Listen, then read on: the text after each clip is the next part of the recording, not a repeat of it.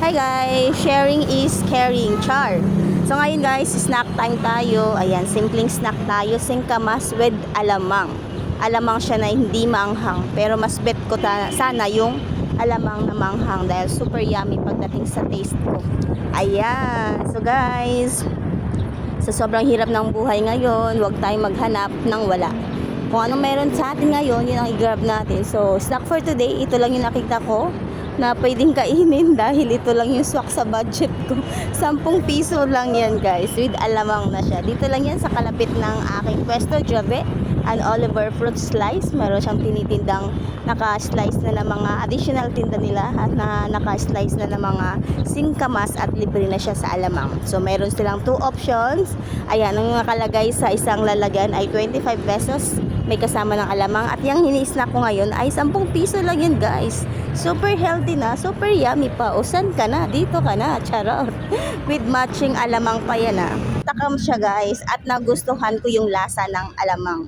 Pwede na siya pang ulam, ganun. Mas lalo kong nagugustuhan sana ito pag ito ay medyo maanghang-anghang dahil mahilig ako sa maanghang. So yun lang, share ko lang sa inyo. Kahapon ko lang ito ginawa at ngayon ko lang siya i-upload dahil alam niyo na guys, busy ang tenderang pobre sa kakatinda ng ating mga assorted fruits. Dito lang yan sa Alabang Public Market. Bisita na kayo guys, marami kami mga assorted fruits.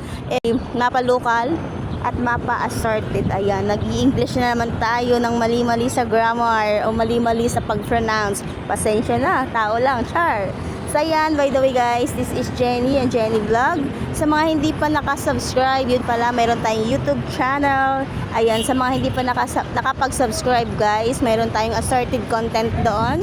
Wala akong niche, kundi assorted content about fruits ang ating binablog sa aking YouTube channel. Search nyo lang guys ako sa YouTube. Ayan, Jenny Salubre Vlog. Huwag kalimutan.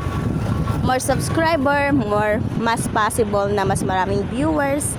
Ayan, kaya subscribe na kayo guys. Help small YouTube creators sa mga katulad namin guys na hindi pa sikat, magpapasikat pa lang. Char, ikaw na lang kulang para sumikat kami, ganun. So yun lang, thank you so much for watching. Bye everyone, at kita-kita tayo sa mga next vlog natin. Mag-iisip ako guys kung ano yung mga fruits na ipa-vlog natin sa mga hindi pa sa mga hindi pa nakakakilala ng mga iba't ibang assorted fruits, especially guys sa mga prutas na tinatawag nilang imported. Ayan, sa mga bagong litaw ngayon ng mga kabataan, puro cellphone siguro, I think baka alam na nila kasi may time talaga na lumalabas yung mga assorted fruits sa mga phone natin. So yun lang, kita-kits sa susunod na mga video. Thank you so much, bye bye.